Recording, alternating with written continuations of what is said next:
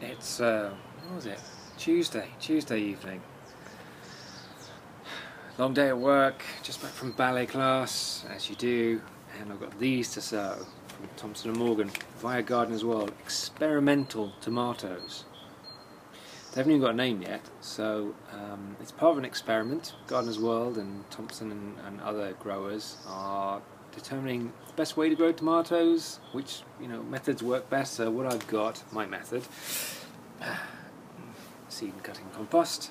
I'm going to fill that up. I've got a tray here, and I've got a heat pad. So I'm going to put it indoors in my heat pad, in a little greenhouse, and see how they come up. I'm a few weeks behind everyone else because I watched the episode of Gardener's World on iPlayer. So let's see if they catch up. And you see, that's all I get. Just 5 seeds. I've got 6 pots. 5 seeds, 6 pots.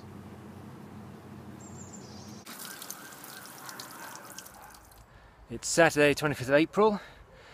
I'm expecting rain. It's afternoon time. They've been predicting rain all day, but it's not come. So what have I done here? Well, you can see the radishes are going really well. I've put my little beetroots that I've grown from seed in. There we go, little beetroots. And behind them, you can just see the Japanese bunching onions, spring onion things are just coming up here. So that's great. We can have a little line of those. The carrots are doing well. More and more of those sprouting.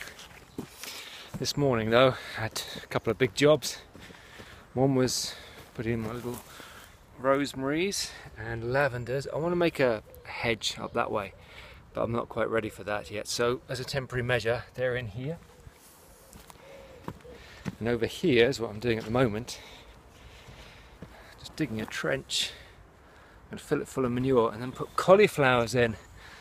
Now originally I wasn't going to put cauliflowers in, it never occurred to me, but talking with my mum, hello mum, actually probably hello dad, you're probably watching this, poor mum is.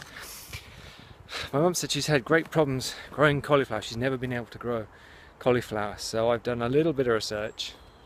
I'm going to get these plants in. They require a lot of food. There's lots of manure going in, lots of water. Gloves crossed that something comes of it. Right, a bit of digging, a bit of manuring, off we go.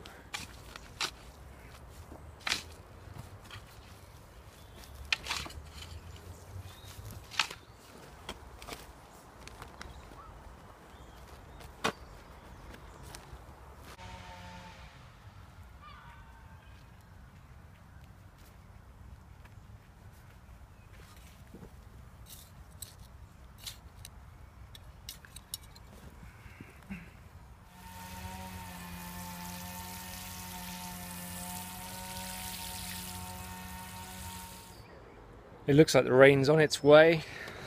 One more job before we go. Let's get some sunflowers in. These are Titans. It says grow the largest flower head. I hope that they're going to be really big. It says 3.5 meters tall. I'm going to challenge my brother with these and see how Dave does. So seed, potting compost in. I'm going to wet that, stick the seeds in, and then get home before that rain hits.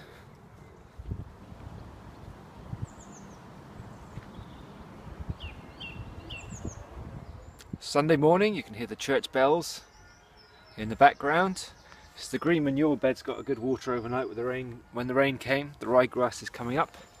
Speaking of grasses, I brought my giant bamboo over. I've got 2 giant bamboos which I've grown from seed. I've tried growing them for a couple of years now. They really don't like the wind and the cold. Well, they don't mind the cold in winter, but the wind really kills them. So this one's dried out, but look. Green shoots. We've got some new culms coming in. Now the rules of the allotment is you can't grow bamboo here, so what I'm going to do is put it in a container. So I'm going to pot it up. Crocks in the bottom. They like slightly acidic soil, so we've got ericaceous, these papery leaves, jam full of silica. So to help with that, we're going to put some sand in, and to keep it from getting boggy in the bottom and rotting, grit in the bottom. And then spring feed time, because it's grass, just need some grass fertilizer. Deep greening for up to 6 weeks.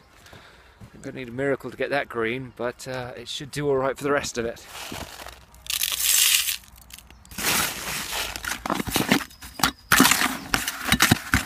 cut down the old growth. Careful not to get the new bits that are growing. Ooh. Oh, that's pretty dry. Let's get that one there. So that's the plant out of the pot. It's got some roots on it. It's a bit wet though, so I think the new sandy pot will do it quite well. I'm just going to pop that in. Make sure the roots are in contact with everything. Down they go. It's looking quite nice already. And then got some more soil, just going to fill that one up.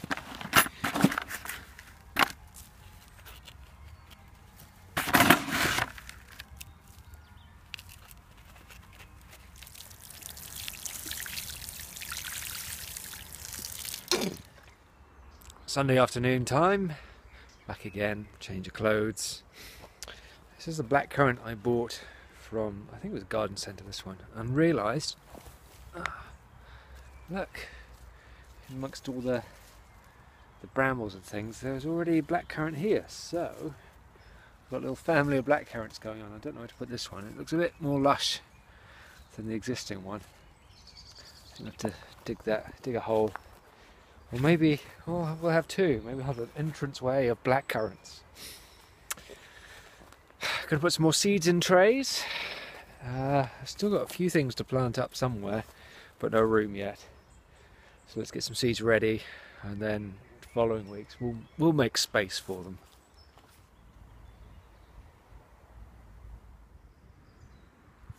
Now I've already got about 14 plants in the plot over there, beetroot, but I want to grow some more. This is bolt hardy. Now, beetroot always reminds me of my granddad. He lived in a terraced house in a place called Sale near Manchester. Just remember him having lots of beetroot in his garden, so I want to grow some more beetroot. We can pickle some of that. I love a bit of beetroot. The other thing I'm going to put in at the moment are edamame, soybeans. These are a variety called Eleanor. Of course, soybeans remind me of Japan, because you always have them as a start. You steam them with a bit of salt and chili, and then you pop them out the pods and eat them fresh. I've never had them fresh, just had them from frozen.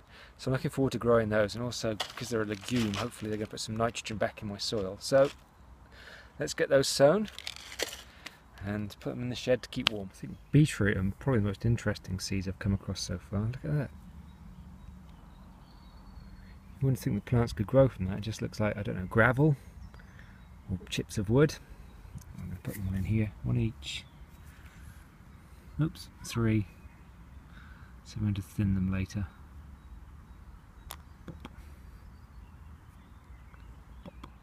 Slight change of plan with the soybeans. Having read the back of the packet, I need a deeper pot. So I need, these are about 5 centimetres, about 2 inches, and the soybeans go halfway down in that. So I've got this leftover compost. I realised I haven't planted any cucamelons, also known as mouse melons. Tried to grow these last year indoors. They only got so far. They need a lot more soil than I could provide for them. So I'm going to see if I can get those going as well. Again, these are from World Kitchen. I got these in Home Base, these ones, and the soybeans. So let's plant those two up. A bit unusual, which is quite nice, something different. And let's see, when do we expect these to come up? 14 days, it says ambitiously. 14 to 21 days for the cucamelons. So these are the soybean seeds. They look like tiny potatoes. They're hard and tough, but yeah, they're pretty cool. So those will go. I'm going to put 2 of those. Going to put 2 of those, but I think I might have to thin those out.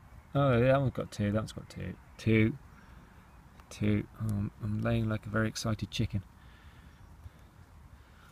I'll thin these out and plant them. I'll have to stop video for that. I need 2 hands. It up. These are the cucamelon seeds. Just as many as you get in a packet. Tiny little things. So just going to sprinkle these on top of the soil, cover them with a fine bit of compost, and then water everything in.